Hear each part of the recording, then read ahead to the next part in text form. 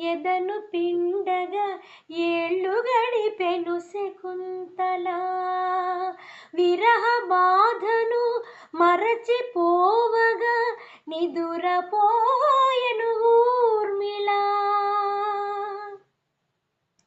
అనురాగమే నిజమని మనసొకటి దాని రుజువని, తుది జయము ప్రేమదేనని బలి అయినవి బ్రతుకులెన్నో.